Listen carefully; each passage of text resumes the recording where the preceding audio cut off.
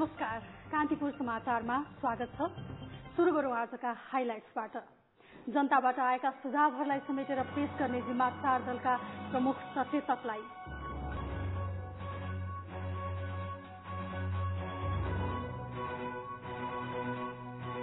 सरकारले भूकम्पपछिको पुनर्निर्माणका लागि भन्दै दाता सम्मेलन गरेको 1 महिना पूरा। अहिलेसम्म पुनर्निर्माणको आवश्यक निकायको गठनमा देखियो अलमल। दाताहरूको सामु विश्वसनीयता गुम्ने खतरा। हाइटीमा पनि यो जनवरी 2010 मा भूइँचालो गएको थियो अनि 2011 मा मात्रै यो प्राधिकरण गठन भएको कारणले गर्दाखेरि त्योभन्दा अगाडि नै जसले पैसा दिन्छु भने दाताहरू हो, उनीहरू अन्यत्र लागे। त्यसले गर्दाखेरि यो पुनर्स्थापन पुनर्निर्माणको कामहरू राम्रो हुन सकेन। त्यसैले हामी पनि त्यही बाटोमा नजाउँ भन्ने हो। विभागमा कानूनी राज्यको चरम अभाव रहेको प्रधान न्यायाधीश कल्याण कुमार श्रेष्ठको भनाई। नागरिकलाई समयमा न्यायको प्रत्याभूति गराउन सके मात्र कानूनी राज्य स्थापित हुने धारणा। 18 दिनदेखि बन्द रहेको वैदेशिक रोजगार व्यवसायीहरू काममा फर्किए। रोजगार विभागमा सेवाग्राहीको चाप। भोलिबाट पनि अब फ्री टिकट फ्री भिसाको चाहिँ अब डिमान्ड आउन सुरु गर्छ। त्यसलाई कसरी हुन्छ यो निर्णयलाई चाहिँ कार्यान्वयनले चाहिँ लाग्नु पर्छ भन्ने कुरो चाहिँ मन्त्रालय एकदम लागि परेको छ। र नेपाल ओलम्पिक कमिटीहरूमा रहेको विवाद मिलाउन दुवै ओलम्पिक कमिटी बीच एक बुँदे सम्झौतापछि विवाद सुल्झिने विश्वास।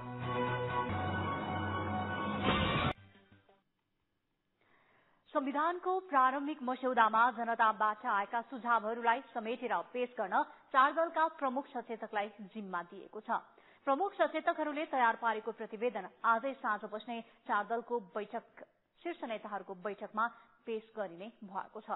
प्रधानमन्त्री निवास बालुवाटारमा बिहान बसेको कांग्रेस, एमाले, एकीकृत माओवादी र फोरम लोकतान्त्रिकको बैठकले अधिकांश सुझाव समेट्ने प्रयास गर्ने सैद्धान्तिक सहमति गरेको छ।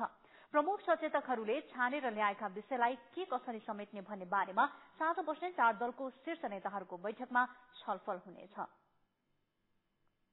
कति सुझावहरू आएका छन् ती सबैलाई बटुलेर तिनलाई पनि फेरि ल्याउने र त्यसमाथि छलफल गर्ने भनेर भनिएको छ। नागरिक सम्बन्ध तथा संविधान सुझाव समितिमा प्रस्तुत देशव्यापी रूपमा आएका जुन सुझावहरू छन् त्यसलाई आज दिउँसो हेर्ने, केलाउने र त्यसको सूची तयार गरेर आज अपराह्न अथवा साँझतिर 6 बजेतिर फेरि 4 दलको बैठक बस्ने। जनताबाट आएका सुझावहरूलाई अब गम्भीर रूपमा चाहिँ सम्बोधन गर्ने, समावेश गर्नलाई प्रयत्न गर्ने भन्ने कुरा भएको छ।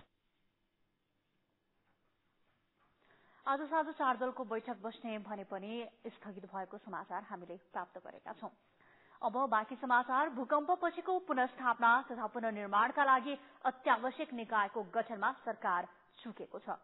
पुनर्स्थापना तथा पुनर्निर्माणका लागि सहयोग जुटाउन काठमाडौँमा बोलाइएको अन्तर्राष्ट्रिय सम्मेलन भएकै 1 महिना बितिसक्यो।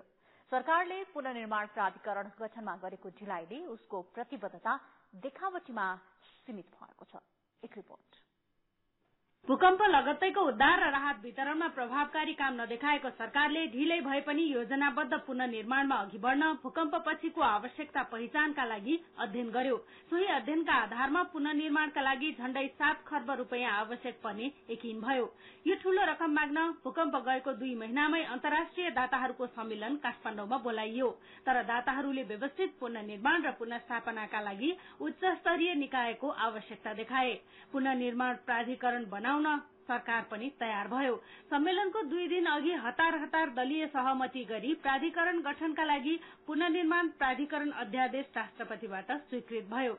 आपसी विवाद र कानूनी उल्झनमा समय कटाउने भनेर कहलिएको सरकार र दलहरूको तत्कालकै भए पनि तत्परता देखेर दाताहरूले सम्मेलनमा अपेक्षा भन्दा बढ़ी नै सहायता रकम दिने घोषणा गरे।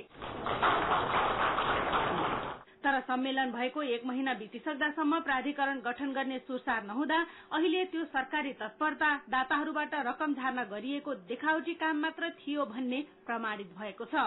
यसले दात्री समुदाय अगाडि नेपालको विश्वसनीयता गुम्दै गएको छ। इन्टरनेशनल फ्रेन्ड्सहरूले चाहिँ आफ्नो हेल्पहरू प्लेस गरेर जानुभयो। तर त्यो प्लेस गरेको हेल्प चाहिँ यहाँ चाहिँ कुन निकायबाट चाहिँ अलिकति सजिलोसँग त्यसलाई परिचालन गर्ने भन्ने चाहिँ कन्फ्युजन अब डोनर्सहरूलाई पनि छ। भूकम्पपछिको आवश्यकता पहिचानका लागि गरिएको अध्ययन PDNA को मोडेल बनाउँदा पाकिस्तानको अनुभवलाई ध्यानमा राखिएको थियो। पाकिस्तानको अनुभव हेर्ने हो भने त्यहाँ भूकम्प गएको 16 दिनमै पुनर्निर्माण प्राधिकरण बनाएर दाता सम्मेलन गरिएको थियो। लाखौं जनताले दुःख पाइरहेछन् होइन, त्यत्रो क्षति भयो। यसलाई चाहिँ सक्दो सम्भव चाँडै कसरी एड्रेस गर्ने भन्ने विषयमा चाहिँ सबैले एकमत भएर अब अहिलेको अब भनौँ न यो बनाउने जिम्मा प्रधानमन्त्रीज्यूलाई छ। तर यहाँ भने पाकिस्तान, इन्डोनेसिया या जापानको जस्तो सफल पुनर्निर्माणको मोडल होइन, बदनामी कमाएको हैटी तर्फको बाटो हिँड्ने प्रयास भइरहेको छ। हैटीमा भूकम्पको 1 वर्षपछि बल्ल बल्ल पुनर्निर्माण प्राधिकरण बनेको थियो।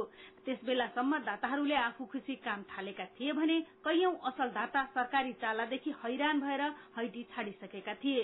अहिलेसम्म प्राधिकरण गठनमा भएको ढिलाइ हेर्दा नेपाल सरकार पनि हैटी पछमै देखिन्छ। ठ्याक्कै यो हैटीमा पनि यो जनवरी 2010 मा भूइँचालो गएको थियो अनि 2011 मा मात्रै यो प्राधिकरण गठन भएको कारणले गर्दाखेरि त्योभन्दा अगाडि नै जसले पैसा दिन्छु भने हो दाताहरू हो उनीहरू अन्यत्र लागे। त्यसले गर्दाखेरि यो पुनर्स्थापन पुनर्निर्माणको कामहरू राम्रो हुन सकेन। त्यसैले हामी पनि त्यही बाटोमा नजाउँ भन्ने हो। अनि तेस्रो कुरो चाहिँ के हो भने यहाँ खास गरी विकसित देशका इन्टरनेशनल नन गभर्मेन्ट अर्गनाइजेसनहरू एनजीओहरूले चाहिँ धमाधम उनीहरूले एप्लाई गर्न थालिसके। त्यो किनभने यो विकासशील देशहरूको बायोल्याटरलको पैसाहरू चाहिँ यो खास गरी उनीहरूतिरबाटै धेरै जाने हुनाले अब सरकारतिर कोअर्डिनेसन नभइकन आइएनजीओले लिएर जानको लागि प्रपोजल र एप्लिकेसन हाल्न थालिसकेका छन्। त्यसले गर्दा हाम्रो रिकन्स्ट्रक्सनको कामलाई चाहिँ धेरै नै बाधा पर्छ। हामीले भनेको टाइममा सक्न पनि सक्दैनौँ र भने जस्तो काम पनि गर्न सक्दैनौँ। दलहरूले पुनर्निर्माण र पुनर्स्थापनाका लागि संसदबाट साझा संकल्प गरेर जनाएको प्रतिबद्धता भुल्दै अहिलेकै अवस्था लम्ब्याए भने पीड़ितहरूको आँसुले राजनीतिज्ञहरूलाई पोल्न थाल्नेछ। कान्तिपुर समाचारका लागि क्यामेरामा सञ्जय लुइटेलका साथ बिजनेस ब्यूरोको रिपोर्ट। अब जनमतको अन्तिम परिणाम। जनमतमा हिजो हाम्रो प्रश्न थियो, किसानले किन अझै आकाशे पानीमा भर पर्नु परेको होला? ए, दीर्घकालीन योजनाको अभाव, बी, समयमा काम पूरा नहुनु र सी, स्रोतको अभाव। जनमतको अन्तिम परिणाम यस्तो छ, ए, दीर्घकालीन योजनाको अभावमा 56%, बी, समयमा काम पूरा नहुनुमा 25% र सी, स्रोतको अभावमा 19% मत प्राप्त भएको छ। अब जनमतमा आजको प्रश्न।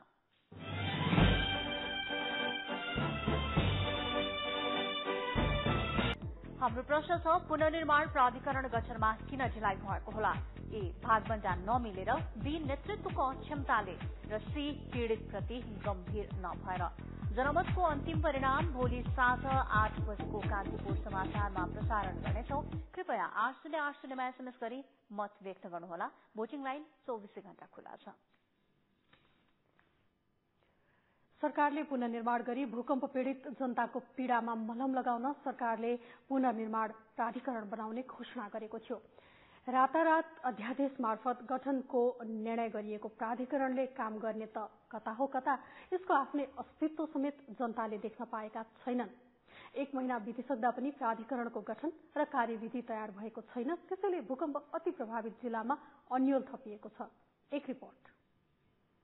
भूकम्पपछिको पुनर्निर्माण र नवनिर्माणका लागि सरकारले गठन गर्ने भनेको पुनर्निर्माण प्राधिकरणको गठन हुन नसक्दा जिल्लामा ठूला परियोजना पुनर्निर्माणको त कुरै छोडौं, सानातिना काम गर्न समेत अन्यल भएको छ।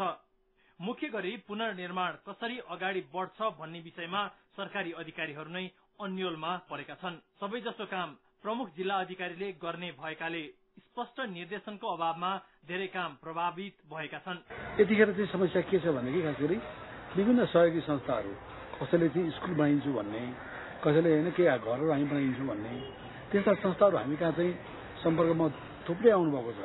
अब यो हाम्रो चाहिँ अहिलेको चाहिँ जुन प्राधिकरणको अवधारणाहरू यो अगाडि नबढिसकेको हो र हाम्रो जिल्ला तहमा कुनै स्पष्ट निर्देशनहरू नभएको कारणले हामीले यसलाई चाहिँ उहाँहरूलाई चाहिँ हामीले चाहिँ कुनै किसिमको प्रतिबद्धता दिन सकिरहेको छैनौँ।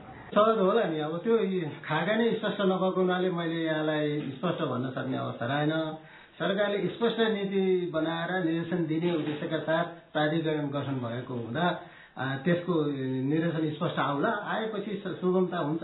भूकम्पपछिको पुनर्निर्माणका लागि सरकारले गठन गर्ने भनेको प्राधिकरण अहिलेसम्म पनि नबन्दा भूकम्प पीड़ितहरू आक्रोशित भएका छन्। उनीहरू प्राधिकरण गठनमा समेत शंका गर्न थालेका छन्। जुन जनताले जुन सहयोग पाउने सरकारबाट पुनर्निर्माणको लागि त्यो पाउने हो कि होइन, यो शंका भइरहेको छ नि अहिले। विगतका वर्षहरूमा विकास निर्माणका कामहरूको जुन सरकारले लिएको लक्ष्य हो त्यो लक्ष्य हासिल हुन नसकेको कारणले गर्दाखेरि शंका गर्ने ठाउँ छ। भूकम्पपछि भत्किएका घरहरू पुनर्निर्माण थाल्दा सरकारले उपलब्ध गराउने सेवा सुविधा नपाइने हो कि भन्ने चिन्ता एकातर्फ छँदैछ, अर्कातर्फ कस्ता घर निर्माण गर्दा सुरक्षित हुने हो भन्ने स्पष्ट जानकारीको अभाव पनि रहेको छ। प्राधिकरणको गठन नहुँदा जिल्ला तहमा सरकारी तथा सार्वजनिक भवनका साथै निजी घरहरूको निर्माण र भौगोलिक अवस्थितिको जानकारी लिन कहाँ जाने भन्ने समेत स्पष्ट छैन। सरकारले समयमा नै प्राधिकरणको गठन गरी आफूहरूलाई पुनर्निर्माणको बाटो सहज बनाउनु पर्ने भूकम्प पीड़ितहरूको भनाइ छ। अब घर बनाइहालौँ भन्दाखेरि तपाईँको पछि चाहिँ राज्यको नियम अनुसार नपर्ने र पाउने चाहिँ जुन भूकम्प पीडितले पाउने चाहिँ राहतहरू अथवा थप केही त्यस्तो उयोहरू चाहिँ नपाउने हो कि भन्ने डर। अब नबनाउँदाखेरि अहिले बस्ने ठाउँै छैन। हामी सबैले पहिल्यैदेखि सुनेका छौँ, हामीलाई आशा छ कुन बेला अब यो वर्षभन्दा पहिले सार्छ भने हामीलाई केही चाहिँ आशा थियो, तर अहिले अब वर्षा लागिसक्यो, अब बाटो पनि अवस्था बन्द छ र हामी चाहिँ कसरी बाँच्ने अथवा योबाट हामी कसरी सुरक्षित हुन्छ हामी एकदम दुखी छौँ। राजनीतिक दलहरू र सरकारले भूकम्पबाट पाठ सिकेर यसलाई अवसरको रूपमा सदुपयोग गर्दै पुनर्निर्माण प्राधिकरण गठन गर्ने प्रतिबद्धता जनाएका थिए।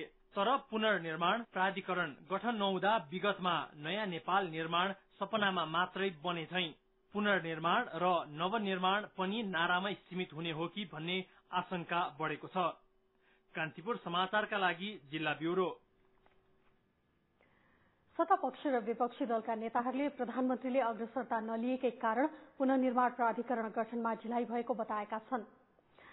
कान्तिपुर समाचारसँग कुरा गर्दै एमाले र कांग्रेसका नेताले पहिले जुन उत्साहका साथ प्राधिकरण गठन गर्ने तयारी थियो, पछिल्ला दिनमा सरकार उदासीन बनेको बताए।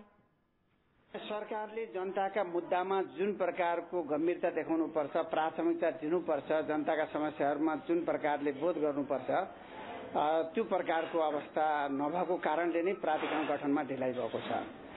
सरकारमा जुन प्रकारको उदासीनता र ढिलासुस्ती देखा परेको छ, यसले पनि बताउँछ कि यो सरकारले जनताका मुद्दाहरूलाई सम्बोधन गर्ने सन्दर्भमा सामर्थ्य गुमाएको छ। यो पार्टीमा कुनै पनि अन्यलता छैन, न संसदमा कुनै अन्यलता छ। यो विशुद्धसँग सरकारमा भएको अन्यलता हो र सरकारको स्वाभाविक रूपमा दलहरूको ध्यान संविधान निर्माणमा छ, त्यसपछिको सरकार गठनमा छ। हामी पनि त्यसकै पार्ट हो, हामी त्यो बुद्ध छौं। तर यो सबै कुराले प्राधिकरण गठन गर्ने कुरामा विलम्ब गर्ने सुविधा पनि दिँदैन र सबैलाई के थाहा छ भने प्राधिकरण गठन विलम्ब गर्नु हुँदैन भन्ने थाहा छ। तर यो जसरी विलम्ब गरिएको छ यसले त असंवेदनशीलता देखायो नि त। नेताहरूले जनता पीड़ामा परिरहेका बेला प्राधिकरणको नेतृत्व समेत नआउनु लज्जाजनक भएको बताए। मुख्य प्रतिपक्षी दल एकीकृत माओवादीका नेताले परिपक्व तरिकाले काम नभएको पुष्टि भएको टिप्पणी गरे। प्राधिकरण काम या तदारुकका साथ काम गर्न सक्दैन, यसले सर्भिस डेलिभरी गर्न सक्दैन भन्ने हाम्रो धारणा हो। अहिले सरकार आफै अल्मलिरहेको छ, अध्यादेश फाल्यो, गठन प्रक्रिया पुरो गर्यो र अहिले कता कता प्राधिकरण हरा जस्तो छ। त्यसै यसमा सरकारले तदारुकता साथ छिटोभन्दा छिटो प्राधिकरण गठन गर्ने, त्यो अनुसार काम बढाउनुपर्छ। भूकम्पपछि पालमा बस्न बाध्य हजारौं जनतालाई चर्को घाम र झरीबाट बचाउन पनि छिटो प्राधिकरण गठन हुनुपर्ने नेताहरूको भनाइ छ। अब जनताको आवाज प्राधिकरण गठनमा ढिलाइ भइरहँदा सरकारसँग तपाईको अपेक्षा के छ भनेर आज हामीले गोर्खा, दोलखा, नुवाकोट, सिन्धुपाल्चोक र धादिङका सर्वसाधारणलाई सोधेका छौं। हेरौं उनीहरू के भन्छन्। जनताको आवाज, प्रायोजक जास्मिन पेन्ट्स।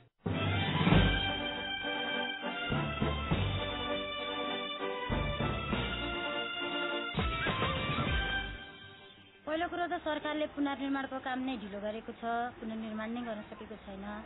दोस्रो कुरा गरिसक्यो भने पनि पुनर्निर्माण प्रक्रियालाई चाहिँ के गर्नुपर्छ भने वास्तविक भूकम्प पीडितलाई चाहिँ पहिचान गरेर चाहिँ उनीहरूले चाहिँ राहत पाउनुपर्छ। घरमा सुत्न पाएको छैन, जस्ताले राखेको घरमा तातेको छ, गर्मीले भित्र बस्न भएको छैन, कीटाणु रोगहरू फैलिरहेको छ। पालमा बसिरहेछन्, जस्तामा पनि बसिरहेछन्।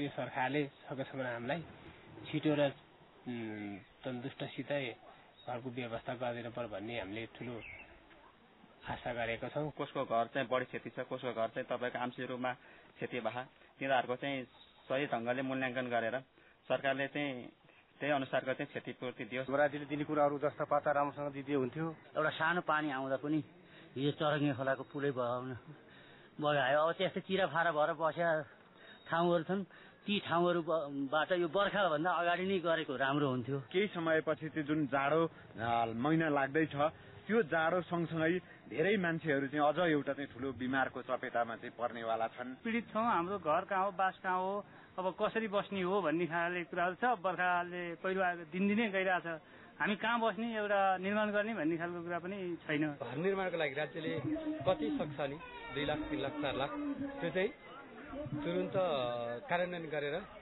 व्यवस्थापन गर्नुपर्ने। भूभाग चर्किएर गएको कारणले त्यहाँ बसोबास गर्न सक्नेछ उनीहरूको लागि पुनर्वासको लागि उचित व्यवस्था गर्नको लागि क्षेत्र निर्धारण अथवा बसोबास क्षेत्र निर्धारण गर्नको लागि पनि सरकारले तुरुन्त कदम चाल्नुपर्ने हो। कति भत्किएका घरहरू त्यतिकै लथालिङ्ग भएर बसेका छन्, कोही जोखिमपूर्ण भएर बसेका छन् होइन।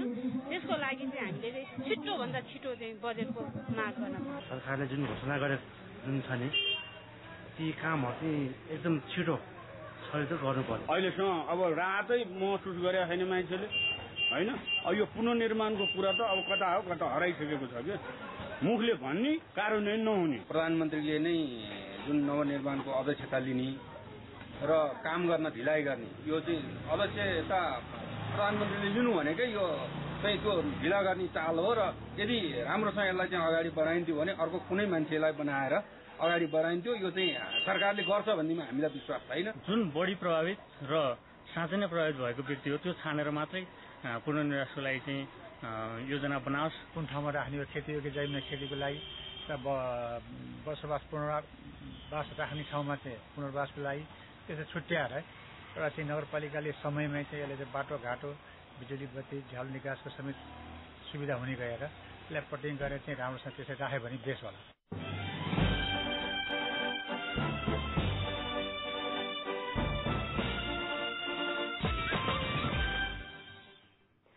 नयाँ बन्ने संविधानमा प्रत्यक्ष निर्वाचित प्रधानमन्त्रीको प्रावधान राख्न एमालेमा नेतृत्वलाई दबाव लगायतका समाचार हामीसँग बाँकी छन्। अहिले भने बेला भएको छ ब्रेकको ब्रेक अघि मुख्य समाचार। जनताबाट आएका सुझावहरूलाई समेटेर अघि बढ्ने 4 दलको निर्णय, समेट्न सकिने विषयको सूची तयार गर्ने जिम्मा प्रमुख सचेतकलाई।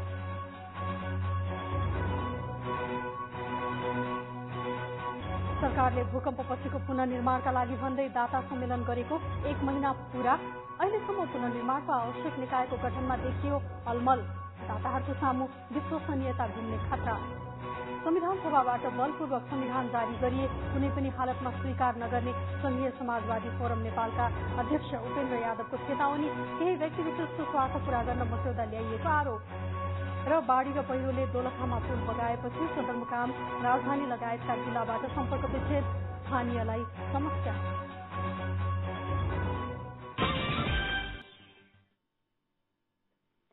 ब्रेकपछि स्वागत छ।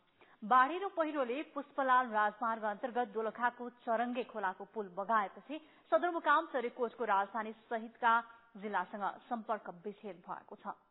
पुल नहुँदा पुष्पलाल राजमार्ग भएर गुड्ने दर्जनौं सवारी साधन वारीपारी नै अड्किएर बसेका छन्। गन्तव्यमा पुग्ने केही उपाय नभएपछि यात्रुहरू लडेको रुखको सहारामा जोखिम मोल्दै खोला तर्न बाध्य छन्। तत्काल अस्थायी पुल निर्माण गर्न कम्तीमा पनि 2 साता लाग्ने सड़क विभागले जनाएको छ। 8बाट 10 दिनभित्र बेली फिट गर्न सकिन्छ। बेलीको लागि अलिकति सपोर्ट बनाउनलाई 2 दिन राख्नुपर्ने हुन्छ। अनि डिजाइन गर्न भोलि 1 दिन डिजाइन राखेर 10-12 दिनभित्र बेली हालेर यातायात सुचारू गर्न सम्भव छ। वर्षापछि पहिरो जाँदा चरङ्गे बजार क्षेत्रका 3 दर्जन घर उच्च जोखिममा परेका छन्। गौरीशंकर गाविसमा पनि भीषण पहिरो गएको छ। पहिरो निरन्तर खसिरहेकाले सो क्षेत्रका 5वटा वडाका 210 परिवार जोखिममा परेको स्थानीयले बताएका छन्। पहिरोग्रस्त क्षेत्रका बासिन्दाले चारैतिरबाट पहिरो खसेकाले तत्काल बस्ती सारिदिन आग्रह गरेका छन्। उता पाल्पाको देउराली गाविसको धरादी गाउँका 11 घर दलित परिवार पहिरोको उच्च जोखिममा परेका छन्। धरादी गाउँ 4 वर्षदेखि पहिरोको जोखिममा परे पनि यस वर्ष पहिरो झर्ने क्रम अझै बढेको छ। पछिल्लो पटक तानसेन हार्थोक सरदेवा सड़क खण्ड थप पहिरो झरेको र जमिन थर्केकाले पनि गाउँ जोखिममा परेको स्थानीय बासिन्दाको आरोप छ। गाउँ मुनिको तल्लो भागबाट फराकिलो सड़क खनिएको छ भने घर सुरक्षित गर्न सड़क डिभिजन कार्यालयले लगाएको पर्खाललाई पहिरोले लगेपछि स्थानीय बासिन्दा थप त्रसित बनेका छन्। प्रधान न्यायाधीश कल्याण श्रेष्ठले अभ्यासमा अहिले कानूनी राज्य नभएको बताउनु भएको छ। उहाँले कानूनी राज्य भनिए पनि व्यवहारमा नभएको बताउनु भएको हो। नेपाल बार एसोसिएसनले आयोजना गरेको बधाई तथा सम्मान कार्यक्रममा प्रधान न्यायाधीश श्रेष्ठले 22,000 मुद्दा छिनोफानो गर्न नसकिरहेको तर्फ लक्षित गर्दै कानूनी राज्यको महसुस गराउनु आफ्नो मुख्य चुनौती भएको बताउनुभयो। उहाँले नागरिकलाई समयमा न्यायको प्रत्याभूति गराउन सके मात्र कानूनी राज्य हुने धारणा व्यक्त गर्नुभयो। हामीसँग भनिएका कानून राज्य छ, खोजिएको कानून राज्यको स्तर कस्तो छ? मेरो सरकार के हो भने कानूनी राज्य कुनै फुटकर कुराहरूबाट बन्ने हो। हामी गरेका कुराहरू धेरै फुटकर भए होला। कानूनी राज्यको पद्धति विकासको समग्र एउटा राष्ट्रिय कार्य योजना हामीसँग हुनुपर्छ। प्रधान न्यायाधीश श्रेष्ठले समय अनुसार कानून परिवर्तन हुनुपर्ने तर्फ संकेत गर्दै सबै कानूनले परिवर्तनको वेग थाम्न नसकेको पनि बताउनुभयो। गङ्गाबहादुरको पालादेखिका आएका कानूनहरू समय समयमा परिमार्जन त भएको छ, तर परिवर्तनको वेगलाई थामी नभएको अवस्था छ। परिवर्तन गर्ने चाह छ। प्रधान न्यायाधीश श्रेष्ठले बार र न्यायालयको सम्बन्ध प्रतिस्पर्धीको नभएर परिपूरक हुनुपर्ने धारणा राख्नुभयो। उहाँले नयाँ जिम्मेवारी सम्हालेपछि संक्रमणकालसँग नभएर संक्रामकसँग डर लागेको भन्दै त्यस विरूद्ध लड्ने प्रतिबद्धता जनाउनुभयो। बारका अध्यक्ष हरिकृष्ण कार्की र वरिष्ठ अधिवक्ता हरिहर दाहाल रमण कुमार श्रेष्ठले सक्षम न्यायालयका लागि जग बसाल्न सुझाव दिँदै विचलित नभई सुधारका काम गर्न प्रधान न्यायाधीशलाई आग्रह गर्नुभएको थियो। यस्तै न्यायालयभित्रै कमिशन तथा लेनदेन गर्ने बिचौलिया समूह सक्रिय हुने गरेको भन्दै त्यस्तो गतिविधि रोकी पारदर्शी न्यायालयमा पनि उहाँहरूले जोड़ दिनुभएको थियो। नेकपा एमालेमा नयाँ बन्ने संविधानमा प्रत्यक्ष निर्वाचित प्रधानमन्त्रीको प्रावधान राख्न नेतृत्वलाई दबाव परेको छ। पार्टी कार्यालय बल्खुमा आज बसेको केन्द्रीय कमिटिको बैठकमा सदस्यहरूले प्रत्यक्ष निर्वाचित कार्यकारी प्रधानमन्त्रीको प्रावधान राख्न जोड़ दिएका थिए। उनीहरूले नेतृत्वले अडान लिन नसक्दा संविधान निर्माणको काममा पार्टी मुद्दाविहीन बनेको आरोप लगाए। केन्द्रीय सदस्यहरूले संविधानको प्रारम्भिक मस्यौदा सुझाव संकलनमा जनताले दिएका राय सुझावलाई संविधानमा समेट्न नेतृत्वको ध्यानाकर्षण गराएका छन्। निर्वाचित कार्यकारी प्रधानमन्त्रीको पक्षमा नेकपा एमाले थप जोड़ दिनुपर्ने, धर्मनिरपेक्षता र धार्मिक स्वतन्त्रताको बारेमा रहेका अस्पष्टताहरूलाई क्लियर गर्नुपर्ने, नागरिकताको सन्दर्भमा उत्पन्न हुन सक्ने भेदहरूलाई अन्त्य गर्नुपर्ने र नागरिकताको सम्बन्धमा एउटा समान व्यवस्था गरिनुपर्ने जस्ता विषयहरू साथीहरूले सुझाव दिनुभएको छ। नेपाली कांग्रेसका शीर्ष नेताहरूले जनताको सुझाव अनुसार संविधानको प्रारम्भिक मस्यौदामा संशोधन गरेर संविधान जारी हुने बताएका छन्। 33औं बीपी स्मृति दिवसका अवसरमा राजधानीमा आयोजित कार्यक्रममा बोल्दै कांग्रेस वरिष्ठ नेता शेरबहादुर देउवा र महामन्त्री कृष्णप्रसाद सिटौलाले जनताको सुझाव अनुसार मस्यौदामा संशोधन गरेर संविधान जारी गर्ने बताउनु भएको हो। हामीसँग केन्या भ्रमणमा रहेका अमेरिकी राष्ट्रपति ओबामाका विभिन्न गतिविधि लगायतका समाचार बाँकी नै छन्। अहिले भने बेला भएको छ ब्रेकको। ब्रेक अघि मुख्य समाचार। जनताबाट आएका सुझावहरूलाई समेटेर अघि बढ्ने 4 दलको निर्णय। समेट्न सकिने विषयको सूची तयार गर्ने जिम्मा प्रमुख सचेतकलाई।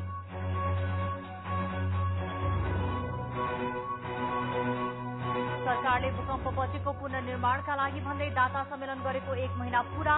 अहिलेसम्म पुनर्निर्माणको आवश्यक निकायको गठनमा देखियो अलमल। दाताहरूको सामु विश्वसनीयता गुम्ने खतरा। एमालेमा नयाँ बने संविधानमा प्रत्यक्ष निर्वाचित प्रधानमन्त्रीको प्रावधान राख्न नेतृत्वलाई दबाव।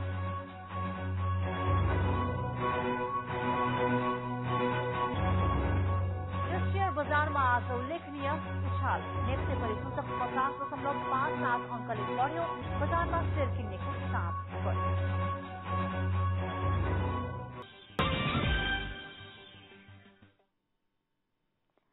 बेला भएको छ अर्थ र विकास समाचारको।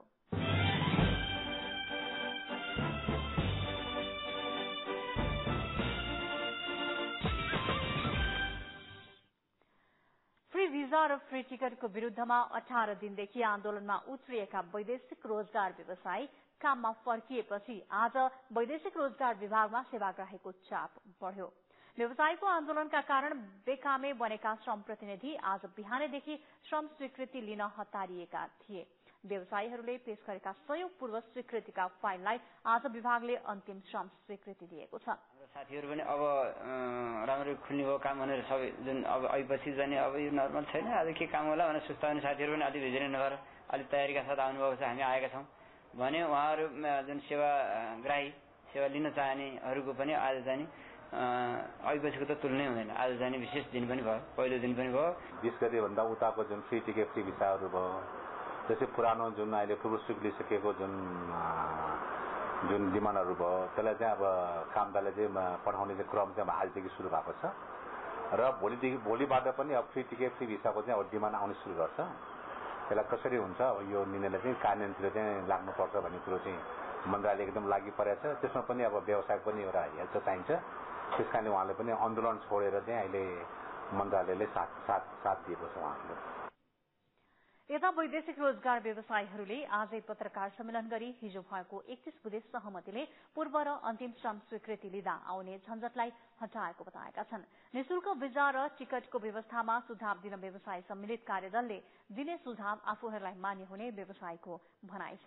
पुनर्विचार गरौँ भन्ने हाम्रो आएर त्यति मात्रै थियो। त्यसमा चाहिँ एउटा कार्यदल बनाएर अध्ययन गरिसके पछाडि नेपाली युवाहरूले रोजगारीको अवसर पनि पाउने, रोजगारीको अवसर पनि नगुम्ने र निःशुल्क रूपमा नेपाली युवाहरू चाहिँ विदेशमा जान पाउने अवस्था सिर्जना गर्न व्यवस्थित तरिकाले एउटा कार्यदलले अध्ययन गरिसके पछाडि व्यवस्थित तरिकाले लागू हुन्छ। यही नै एउटा उपलब्धि हो। शेयर बजारमा आज उछाल आएको छ। बिहिबार सार्वजनिक नेपाल राष्ट्र ब्याङ्कको मौद्रिक नीतिले ब्याङ्क तथा वित्तीय संस्थाको पुँजी बढाउनु पर्ने नीति ल्याएपछि त्यसको असर शेयर बजारमा परेको हो। आज नेप्से परिसूचक 50.57 अङ्कले बढ्यो। बजारमा शेयर किन्ने मात्र देखिँदा परिसूचक लगातार बढेपछि 3 पटक सर्किट ब्रेकर लाग्यो र खुलेको 1.25 घण्टामै बजार बन्द भयो। बजार खुल्नु अघि नै लगानीकर्ताको भीड़ लागिसकेको थियो। आज शेयर बेच्ने भन्दा किन्नेको चाप बढी थियो। वाणिज्य ब्याङ्कदेखि लघु वित्त कम्पनीहरूको शेयर मूल्य बढेको छ।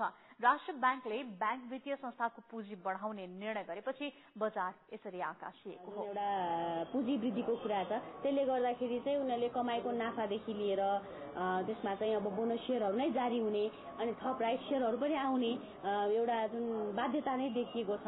त्यसले गर्दाखेरि चाहिँ आफूसँग भएको शेयर संख्यामा वृद्धि हुने र बजारमा चाहिँ त्यसको चाहिँ मुनाफा पनि खान पाइने भन्ने हिसाबले चाहिँ त्यतातिर चाहिँ लगानीकर्ताहरू ब्याङ्क तथा वित्तीय संस्थाको शेयरहरू खरिद गर्ने जुन एउटा आदेश बोकेर त्यतातिर बढी चाप देखिएको अवस्था हो अहिले। आज ठूला किनबेच धेरै हुँदा आधा घण्टा मात्र बजार खुल्दा 34 करोड़ रुपियाँको कारोबार भएको छ। सिद्धार्थ म्युचुअल फण्डको 9 लाख युनिट शेयर एकमुष्ट किनबेच भयो। यता ग्लोबल आईएमई ब्याङ्कको 5 वटा ब्लकमा 77,000 किता शेयर कारोबार भयो। यस्तै प्रभु ब्याङ्कको पनि 1 लाख किता शेयर एकमुष्ट किनबेच भयो। स्रोतका अनुसार नेप्सेको फ्लोरबाट कारोबार भए पनि आज भएका बल्क कारोबार फ्लोर बाहिरै डिलिङ भएको थियो। यसले पनि बजार बढाएको हो। विज्ञहरूले भने पुँजी वृद्धिको निर्णय भए पनि ब्याङ्कहरूले छोटो अवधिमा केन्द्रीय ब्याङ्कले तोके अनुसार बढ़ाउन नसक्ने बताइरहँदा अहिलेको वृद्धि लामो समय टिक्न नसक्ने बताएका छन्। निफ्टी परिसूचक 3% बढ़ेपछि बजार खुलेको 15 मिनटमै पहिलो सर्किट लाग्यो। फेरि खुलेको बजार 4% नाघेपछि दोस्रो सर्किट लाग्यो। त्यसको आधा घण्टामा खुलेको बजार 5% बढ़ेपछि 1:15 बजे कारोबार बन्द भयो। आज स्टक बजार जम्मा आधा घण्टा मात्र चलेको थियो। केन्याको भ्रमणमा रहेका अमेरिकी राष्ट्रपति बराक ओबामाले केन्याले आर्थिक र राजनीतिक पाटोमा ठूलो फड्को मारेको बताउनु भएको छ। केन्यामा सम्बोधन गर्दै ओबामाले केन्याले हासिल गरेका उपलब्धिहरूको प्रशंसा गर्नुभएको हो। राष्ट्रपति ओबामाले आफैले पनि पहिलेको तुलनामा केन्या निकै प्रतिस्पर्धी ढंगले अघि बढ़िरहेको बताउनुभयो। यति हुँदाहुँदै पनि भ्रष्टाचार, आतंकवाद र जातीय हिंसाले यसलाई पछाडि धकेल्न सक्नेतर्फ सचेत रहन पनि ओबामाले आग्रह गर्नुभयो। उहाँले भ्रष्टाचार विरूद्ध लड्न र पारदर्शितालाई प्रोत्साहन गर्न आग्रह पनि गर्नुभयो।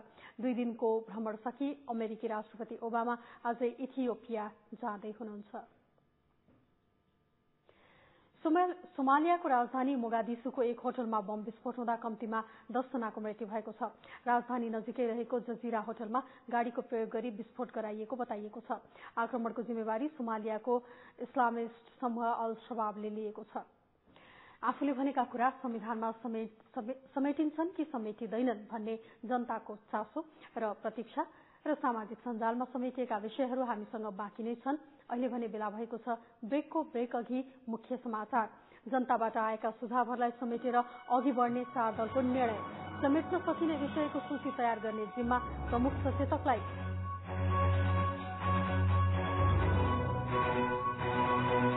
सरकारले भूकम्पपछिको पुनर्निर्माणका लागि भन्दै दाता सम्मेलन गरेको 1 महिना पूरा। अहिलेसम्म पुनर्निर्माणको आवश्यक निकायको गठनमा देखियो अलमल। दाताहरूको सामु विश्वसनीयता गुम्ने खतरा। एमालेमा नयाँ बन्ने संविधानमा प्रत्यक्ष निर्वाचित प्रधानमन्त्रीको प्रावधान राख्न नेतृत्वलाई दबाव।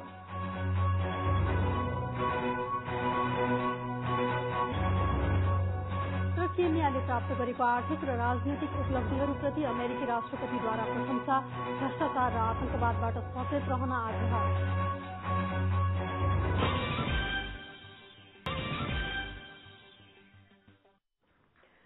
संविधान सुझाव संकलनका क्रममा वडा अध्यक्षदेखि कार्यकारीसम्म प्रत्यक्ष निर्वाचित हुनुपर्ने, सीमाङ्कन, नामाङ्कन सहितको संविधान जारी हुनुपर्ने लगायतका सुझाव आए।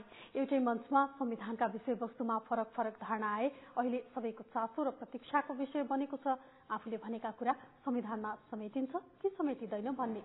ताप्लेजुङबाट आनन्द गौतमको रिपोर्ट। ताप्लेजुङ सदरमुकाम बाहिरको दोभानमा आयोजित कार्यक्रममा प्रत्येक व्यक्तिले उत्साहका साथ आफ्नो धारणा राखेका थिए। एकजनाले आफ्नो सुझाव राख्थे त त्यसपछिकाले ठिक त्यसको विपरीत। एकजनाले पहिचान सहितको राज्य हुनुपर्छ भन्ने बित्तिकै अर्कोले त्यसको विरुद्धमा मत जाहेर गरिहाल्थे। 2% मुस्लिम 2% अरू बाहुल्यता भएकोले प्रदेश माग्छन् भने यत्रो समग्र 80% जनता हिन्दू छ भने हिन्दू प्रदेश नै हिन्दू राज्य नै राखिदिए के फरक पर्छ त? 80% हिन्दू र हिन्दू भन्ने त सबैले के हिन्दू राज्य हुनुपर्छ भने म नेकपा एमालेको मान्छे, म जनै लाउने मान्छे, हिन्दू धर्म मान्ने मान्छे, म राज्यलाई हिन्दू राष्ट्र भनेर घोषणा गराउँछु। त्यसैले 82% हिन्दू राज्यहरूको पक्षमा छैनन्। हामी टाउकोले, छेत्रीले, वैशाले र खुट्टाले गर्ने पेसा सबैले गरिसके पछाडि पेसाको आधारमा जातीय हुनु हुँदैन। दलित र महिलाहरूलाई विशेष अधिकारको चाहिँ ग्यारेन्टेड यही संविधान सभाको चुनावबाटै संविधानबाटै चाहिँ ग्यारेन्टेड गरे के हुन्थ्यो? नेताको धारणा पनि ठिक उस्तै। कांग्रेस जिल्ला सभापतिले भूकम्प जस्तो पीड़ामा पनि बाइबल बाँडेर धार्मिक अतिक्रमण गर्न खोजेको भन्दै धार्मिक स्वतन्त्रता हुनु हुँदैन भन्दा ए माओवादीका जिल्ला अध्यक्ष धार्मिक स्वतन्त्रता हुनै पर्ने तर्क गर्छन्। सिन्धुपाल्चोकतिर जहाँ अत्यन्तै गरिब मान्छेहरूको ठाउँमा ठूलो भुइँचालो भयो, त्यहाँ दिएका राहतको सामग्रीहरूमा एउटा रातो पुस्तकको नाममा बाइबल बाँडिएछ। यो बाइबल बाँडियो, यसरी कसैको धर्मलाई किन्न पाइँदैन। धर्म मान्यता राज्यले होइन नि त, देशले धर्म मान्ने कुरा होइन कि, धर्म चाहिँ नागरिकले मान्ने कुरा हो, व्यक्तिले मान्ने कुरा हो। उसको आस्था अनुसार, उसको बुझाइ अनुसार एउटा व्यक्तिले आफूले मान्दै आएको परम्परागत धर्म मान्न पनि सक्छ, उसले मानिरहन पनि सक्छ। सुझाव दिनेले दिए, लिनेले लिएर हेलिकप्टरमा उडे। तर जिल्लाका चिया पसलदेखि सभा सम्मेलनमा समेत आफ्नो कुरा समेटिन्छन् कि समेटिँदैनन् भन्ने चासो सबैको छ। 1,35,000 जनसंख्या भएको जिल्लामा लिएको 650 जनाको सुझाव मध्ये कुन कुन विषयले प्राथमिकता पाउलान् भन्ने चासो ताप्लेजुङवासीको छ। कान्तिपुर समाचारका लागि आनन्द गौतम, ताप्लेजुङ। धनकुटाको पर्यटकीय स्थल भेडेटार स्थित नमस्ते झरनामा पूर्वाधार व्यवस्थापनको काम थालिएको छ। ऐतिहासिक साङ्गुरे गढी, नाम्जे र भेडेटार पर्यटकीय श्रृंखलामा पर्ने नमस्ते झरनामा उपयुक्त पूर्वाधार नहुँदा आगन्तुकले शास्ति बिहोर्दै आएका थिए। अप्ठ्यारो बाटो र जोखिमयुक्त पूर्वाधारकै कारण पर्यटकहरू झरनासम्म पुग्न नसके बीच बाटोबाटै फर्कनु पर्ने बाध्यताको अन्त्य गर्न व्यवस्थित योजना बनाएर काम थालेको धनकुटा जीविसले जनाएको छ। अब लागौं सामाजिक सञ्जालतर्फ। आज पनि हामीले सामाजिक सञ्जालमा छाएका र चर्चामा रहेका केही सन्दर्भहरू समेटेका छौं।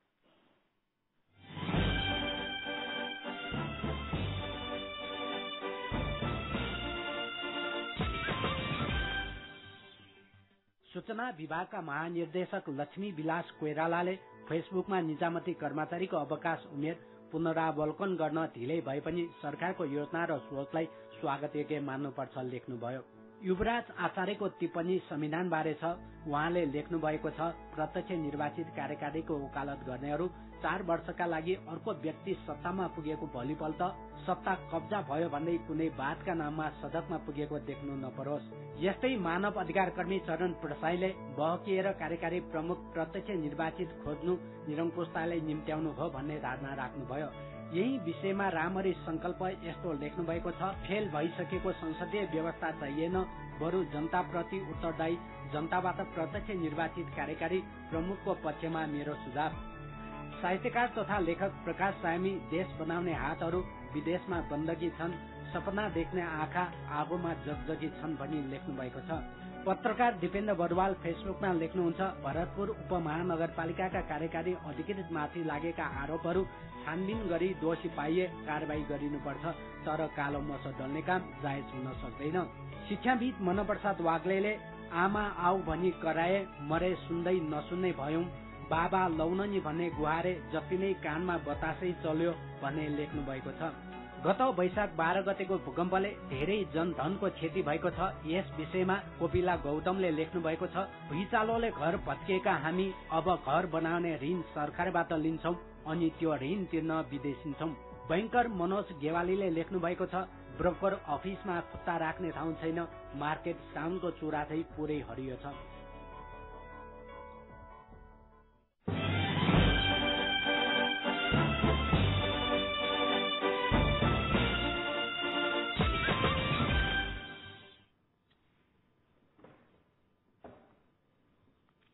पूर्व युवराज पारस शाहको मुटुको धड्कनमा समस्या देखिएपछि आज पेसमेकर जस्तै आईसीडी नामक उपकरण प्रत्यारोपण गरिएको छ। अस्वस्थ भएपछि आज दिउँसो नर्वेक अस्पताल पुग्नुभएका शाहलाई मुटुको धड्कन मिलाउन आईसीडी राखिएको अस्पताल स्रोतले जनाएको छ। शाहलाई पहिले पनि हृदयाघात भइसकेकाले मुटुको चाल गडबड भएको चिकित्सकको भनाइ छ। खेल समाचारमा सन् 2018मा हुने फिफा विश्वकपको प्रारम्भिक चरणको खेल तालिका, सार्वजनिक सम्बन्धी समाचार र जाँदा जाँदैमा रेस्टुरेन्टमा काम गर्ने सेलिब्रिटीमाथि हेरिने सामाजिक दृष्टिकोणप्रतिको व्यङ्ग्यात्मक नाटकको दृश्य देखाउनेछौं। अहिले भने बेला भएको छ ब्रेकको। ब्रेक अघि मुख्य समाचार। जनताबाट आएका सुझावहरूलाई समेटेर अघि बढ्ने 4 दलको निर्णय। समेट्न सक्ने विषयको सूची तयार गर्ने जिम्मा प्रमुख सचेतकलाई।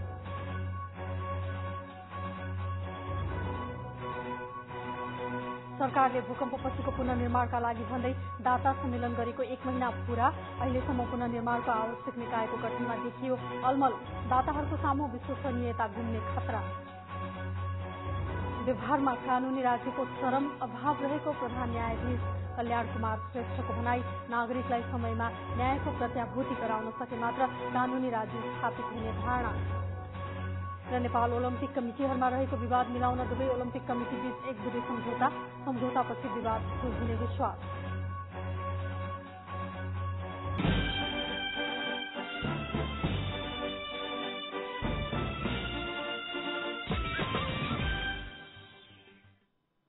नमस्कार, कान्तिपुर खेलकुद समाचारमा स्वागत छ। नेपाल ओलम्पिक कमिटिको वर्षौंदेखिको विवाद मिलाउन दुवै ओलम्पिक कमिटी बीच एक बुँदे सम्झौता भयो। ओलम्पिक कमिटिका पदाधिकारीले विवाद मिलेको दावी गरिरहे पनि यसको साँच्चैकै समाधानका लागि भने अझै धेरै चुनौती पार गर्नुपर्ने भएको छ। पदाधिकारीले दावी गरे जस्तै के साँच्चै ओलम्पिक कमिटिको विवाद मिलेकै हो त? हेरौं यो रिपोर्ट। राष्ट्रिय मान्यता र अन्तर्राष्ट्रिय मान्यता प्राप्त ओलम्पिक कमिटिका पदाधिकारी बीच गत बुधबार विवाद मिलेको भन्दै एक बुँदे सम्झौता भएपछि खेलकुदमा नयाँ तरंग नै छायो। वर्षौंदेखि आरोप प्रत्यारोपमा उठेका नेपाल ओलम्पिक कमिटिका पदाधिकारी एकाएक समाधानतिर पुगेको भन्दै प्राय सबै संचार माध्यममा यो समाचारले राम्रो स्थान पायो। दुई पक्ष बीच 3 बुँदे सहमति भए पनि अन्त्यमा एक बुँदे सम्झौतामा हस्ताक्षर भएकाले अझै विवाद मिलाउन धेरै काम बाँकी छँदैछ। दर्ता खारेज गरेपछि मात्रै हुन्छ, मुद्दा विड्र गरेपछि मात्रै मिल्छ भन्ने खालको कुरो गरे भने यो हामी मिलापमा कहिले पुग्न सक्दैनौं भन्ने जस्तो लागेकोले मैले नै भने तपाईहरुले यो केही गर्न पर्दैन, ल वचनबद्ध किनौँ हामी एक भएर जाने वचन दियौं, कसरी जाने भन्ने कुरो तय गरेर अगाडि बढौँ भनेपछि यो सहमति हुन सकेको। हामीलाई इन्क्लुड गर्ने हो भने हामीलाई कति सिट दिने अथवा कुन किसिमबाट दिने एउटा अर्को पोइन्ट पनि रहिरहेको छ। अर्को तेस्रो पोइन्ट भनेको के त भन्दा यो लिगल एस्पेक्टहरु, जबकि उहाँहरूको चाहिँ ओलम्पिक कमिटी भनेको कहीँ पनि दर्ता चाहिँ नि देखिएको छैन अहिलेसम्म। यसअघि पनि राष्ट्रिय खेलकुद परिषदका धेरैजना सदस्य सचिवले ओलम्पिकको विवाद मिलाउने प्रयास गरे, तर ती प्रयास परिणाममुखी भएनन्। 2061 सालदेखि ओलम्पिक कमिटीभित्र असन्तुष्टि देखिए पनि यसको औपचारिक विवाद भने 2063 सालदेखि शुरू भएको हो। पछि सो विवाद अदालतसम्म पुग्यो र अदालतले ध्रुवबहादुर प्रधानको अध्यक्षतामा रहेको ओलम्पिक कमिटी अवैधानिक रहेको भन्दै रुक्म शमशेर राणाको कमिटीलाई वैधानिकता दियो। त्यसपछि विवाद झन चुलियो। अहिले यो विवाद मिलाउन पदाधिकारी तयार भए पनि अदालतको निर्णयलाई कसरी सुल्झाउँछन् त्यो चुनौती छँदैछ। सर्वोच्चले दिएको निर्णय छ नि त्यही बीचमा चाहिँ सहमति खोजेर दुईटैको निर्णयलाई चाहिँ विन विन सिचुएसनमा राखेर चाहिँ सम्झौता गरिएको भए चाहिँ त्यो व्यवहारिक हुन्थ्यो होला। त्यो अहिलेसम्म जसरी चाहिँ मिडियामा जुन कुराहरू आयो त्यो अहिलेसम्म निचोडमा पुगिसक्यो। तर त्यो कुरा नहुँदै फेरि चाहिँ एउटा चाहिँ के भन्दाखेरि सबैलाई चाहिँ एउटा भुलभुलैमा पार्ने किसिमले चाहिँ प्रचार प्रसार गरियो। अन्तर्राष्ट्रिय ओलम्पिक कमिटी च्याप्टरको नियम पनि नमिच्ने तथा सर्वोच्चको फैसलालाई पनि असर नगर्ने गरी विधान बनाउनु पर्ने आवश्यक देखिएको छ। यसका साथै हाल मौखिक रूपमा सम्झौता भएको शक्ति बाँडफाँडमा दुवै पक्ष सहमत हुन आवश्यक छ। त्यहाँ भएका साथीहरू ओलम्पिक मुभमेन्टमा एकताका हामी साथमा काम गरेका साथीहरू छन्। उहाँहरूको प्रबल इच्छा के छ भने ओलम्पिक मुभमेन्टमा काम गर्नु भन्ने इच्छा छ। त्यसैले हामी सँगै जाउँ भन्ने कुरा गरे हौं र जो चाहिँ खेलमा अझ पनि सक्रिय हुनुहुन्छ उहाँहरू निर्वाचन प्रक्रियाभित्रबाट आइहाल्नुहुन्छ। जो छैनन्, जो इच्छा गर्छन् सँगै जाउँ भन्दाखेरि हामी मेलमिलाप गरेर अगाडि बढ्छौँ। पहिले जो चाहिँ रिटन कन्सेप्टमा आउनुपर्छ, त्यो टेबलमा आउनुपर्छ, एउटा एमयू साइन हुनुपर्छ। एमयू साइन भइसकेपछि त्यसको आधारमा एमयूमा बसेर डिस्कस गर्नुपर्छ। मौखिक सम्झौतामा प्रधान समूहले 4 जनालाई सदस्य, 1 जनालाई कोषाध्यक्ष र 1 उपाध्यक्ष गरी 6 जनालाई कार्य समितिमा स्थान दिने सहमति भएको छ। अध्यक्ष प्रधानले आगामी निर्वाचनसम्म सबै कुरा समाधान गरेर ओलम्पिकबाट बाहिरिने बताएका छन्। 3 महिना बाँकी हुँदा वर्षौंको विवाद समाधान भएमा साँच्चीकै खेलाड़ीलाई ठूलो राहत हुने थियो। नजिकितो सहमति फेरि पदलोभका कारण बिग्रिएमा अर्को विवाद खड़ा हुने चुनौती त छँदैछ। कान्तिपुर समाचारका लागि क्यामेरामा रूपक कोइरालाका साथ रोशन बहादुर सिंह, काठमाडौँ। अखिल नेपाल फुटबल संघ एन्फाले मच्छिन्द्र फुटबल क्लब र सरस्वती क्लब माथिको प्रतिबन्ध हटाए पनि फ्रेन्च र हिमालयन शेर्पा क्लबको प्रतिबन्ध कायमै राखेको छ। फ्रेन्च र हिमालयन शेर्पाले चित्तबुझ्दो जवाफ नदिएको भन्दै दुवै क्लब माथिको प्रतिबन्ध कायम राखेको हो। पछिल्लो पटक एन्फाको नेतृत्वप्रति असन्तुष्ट 4 क्लबका पदाधिकारी विरोधमा रहेका बेला आजको कार्यकारी समितिको बैठकमा मच्छिन्द्र र सरस्वतीका प्रतिनिधि पनि उपस्थित थिए। यस्तै बैठकले च्यासल टेक्निकल सेन्टरलाई रंगशालामा परिणत गर्ने सरकारी निर्णयको स्वागत गरेको छ। स्थानीय युवा नेपाल प्रहरी, नेपाली सेना र सशस्त्र प्रहरीको सहयोगमा पाल्पामा रहेको टुणी खेलको स्तरोन्नतिको काम शुरू भएको छ। मैदान अभावका कारण खेल गतिविधि कम हुन थालेपछि पाल्पामा रहेका उद्योग वाणिज्य संघ, तानसेन नगरपालिका, जिल्ला फुटबल संघ, सेनाको अगुवाईमा टुणी खेलको स्तरोन्नति शुरू भएको हो। अहिले दुबो राख्ने काम भइरहेको छ। मैदान बनाउन लाग्ने खर्च स्थानीय क्लबका साथै नगरपालिका र उद्योग वाणिज्य संघले दिनेछन्। आईसीसी 2020 विश्वकप छनौट प्रतियोगिताको उपाधि स्कटल्याण्ड र नेदरल्याण्ड्सले बाँडेका छन्। वर्षाका कारण खेल सुचारू हुन नसकेपछि स्कटल्याण्ड र नेदरल्याण्ड्सलाई संयुक्त रूपमा विजेता घोषणा गरिएको हो। यस्तै आयरल्याण्ड र हङकङ बीचको तेस्रो स्थानको प्लेअफ खेल पनि एक बल नफाली रद्द गरियो। समूह ए को विजेता भएका कारण आयरल्याण्डले तेस्रो स्थान हात पार्यो, हङकङले चौथो स्थान हात पारेको छ। नामिबियाका बेन कोर्जर प्रतियोगिताकै सर्वोत्कृष्ट खेलाडी घोषित भए। आयोजक रसियाले सन् 2018 मा हुने फिफा विश्वकपको प्रारम्भिक चरणको खेल तालिका सार्वजनिक